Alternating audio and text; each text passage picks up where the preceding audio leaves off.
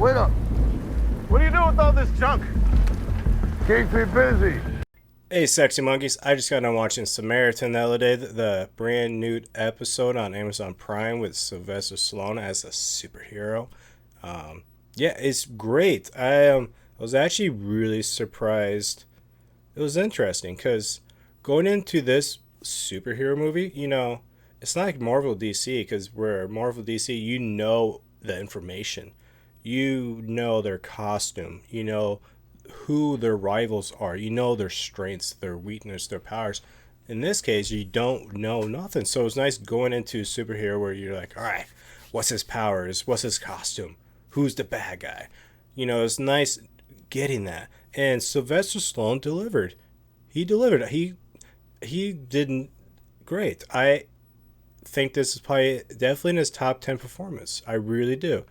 He was solid. And it's nice seeing him in this role, but this role definitely, gave me the vibe of like Finding Forrester meets Hancock, and then you sprinkle in some Rocky and Creed because it really was a kid having that. Hey, my neighbor is in this case, it's a superhero, and that gave me the Rocky Creed vibe where, especially in Creed, mostly Creed, when Apollo Creed goes to Rocky, it's like, hey, help me, train me, I want to be better. And then, Rocky helps him out.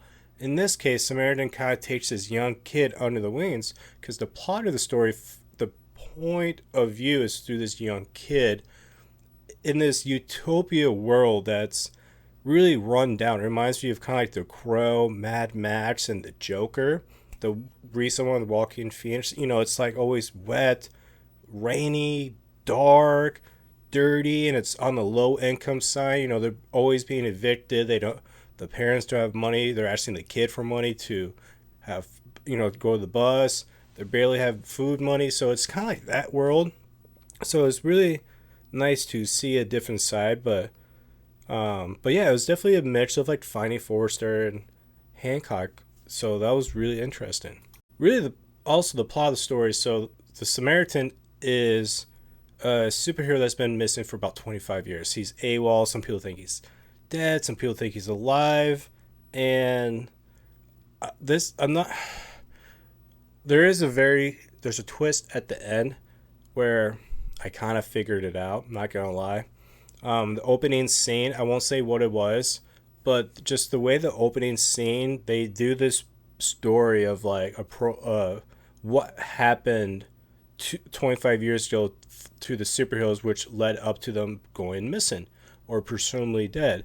And I won't say what, but in it they said a certain word where I was like, ooh, okay, I know where you're going with this. And I've seen a movie, which I won't say because if I say the movie, you're gonna be like, I know where you're going with this. So I can't say the movie because it's that, but I picked up on it. So, but if you don't pick up on it, you might actually be surprised at the end. There's kind of a nice little twist. But anyway, this movie delivered really good.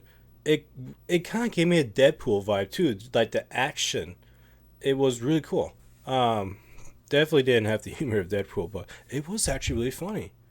The kid had some funny lines. For example, Sylvester Stallone's like, he was talking about this kid, what happened. The kid's like, well, sucker punched him. Then I forgot to run away. And there's a lot of those moments, and I really enjoy that because it kept the pacing really nice.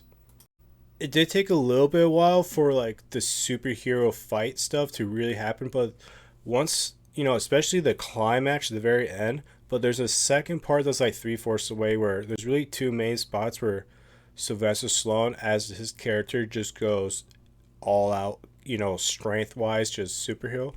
And it's mixed in with that John Wick fight. So I like that a lot. It took a minute, but once it gets going, it's like, okay, it finally got there. And the climax really actually delivered.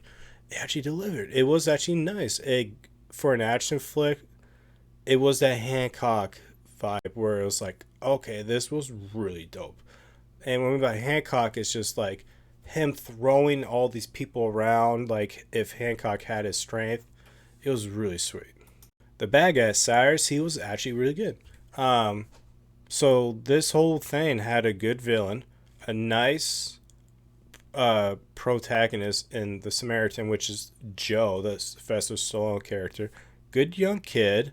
His mom was really hot, and the screenwriting was actually not that bad either. The writer, Braggy